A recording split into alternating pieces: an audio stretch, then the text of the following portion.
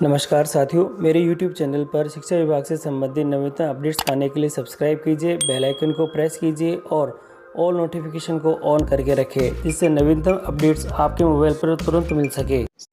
साथियों, शाला दर्पण पर लॉगिन करने के बाद आपके सामने स्क्रीन पर ही एक ऑप्शन यहाँ पर नज़र आने लग गया है। RKSMB के ऐप है तो RKSMB के ऑप्शन से ही विषय अध्यापक मैपिंग करना है और ये दोनों ही ऑप्शन आपके पास में यहाँ पे दिखाई दे रहे हैं। देखिएगा, ये लिखा हुआ है और इस तरह से जो टाइप है यानी सेलेक्ट सब्जेक्ट टीचर मैपिंग है आपको करनी है फॉर RKSMB के फॉर ऑल क्लासेस तक, और ये दोनों ही आपको करनी है।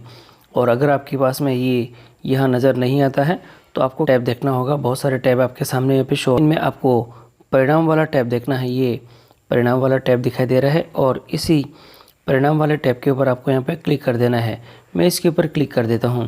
क्लिक करने के बाद हमारे सामने इस प्रकार से जो डैशबोर्ड है वह वापस शो हो जाएगा नया, और इसके अंदर वापस आपको परीक्षा परिणाम की प्रविष्टि का ऑप्शन यहाँ पे दिखाई देगा। इसी ऑप्शन के ऊपर आपको यहाँ पे क्लिक कर देना है और क्लिक करने के बाद आपके सामने इस प्रकार से यहाँ पे शो हो जाएगा और इसमें आपको दिखाई देगा विषय अध्यापक की मैपिंग, ये ऑप्शन यहाँ पे दिखाई देगा। और इस ऑप्शन की सहायता से आप क्लिक करके जो विषय अध्यापक की मैपिंग कर सकेंगे।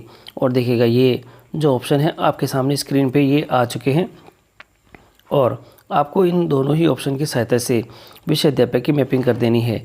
दो काम करने हैं फॉर RKSMB के फॉर ऑल क्लासेस, दोनों ही काम करने हैं। सबसे पहले मैं फॉर RKSMB के कर देता हूँ और ये करने के साथ ही यहाँ पर देखिएगा आपके जो विषय अध्यापकों की मैपिंग के लिए ऑप्शन यहाँ पे आ चुके हैं। आपको जो कक्षा वार्षिक की कक्षा 3 है उसमें हिंदी, इंग्लिश और मैथ्स कौन कौन पढ़ाते हैं उनकी आपको मैपिंग यहाँ पे कर देनी है। मैं जैसे कक्षा 3 का कर देता हूँ, पहले मैं सेलेक्ट करता हूँ और सेलेक्ट करने के साथ ही ऊपर मुझे कुछ ऑप्शन यहाँ पे नज़र आ जाएंगे और इसमें आपको सबसे पहले आपके विद्यालय के अंदर जो टीचर्स हैं वो आपको यहाँ पे सेलेक्ट करके उनमें से जो हिंदी पढ़ाते हैं वो टीचर आपको यहाँ पे सेलेक्ट कर लेना है। मैंने सेलेक्ट करे हैं और इसको यहाँ पे सबमिट कर देता हूँ। इस तरह से मैं एक एक करके जो टीचर्स हैं उनको यहाँ पे और क्लिक करके यहाँ पे उनको अपनी जो विषय है वह अलॉटमेंट यहाँ पे कर दूँगा।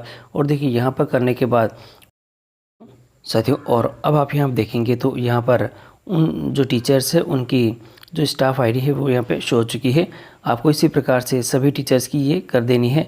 मैं एक बार सभी टीचर्स की कर देता हूँ साथियों, और आप यहाँ देखेंगे तो मैंने सभी जो क्लासेस है उनके लिए हिंदी, इंग्लिश और मैथ्स के जो फॉर RKSMB के लिए टीचर्स की सब्जेक्ट टीचर मैपिंग कर दी है। अब मैं ऑल क्लासेस के लिए सब्जेक्ट टीचर मैपिंग करूंगा और यहाँ पर ऑप्शन नंबर 2 को मैं क्लिक करके उसके अंदर जो डिटेल्स है वह भरना शुरू करूंगा। देखिए, यहाँ आ चुका है।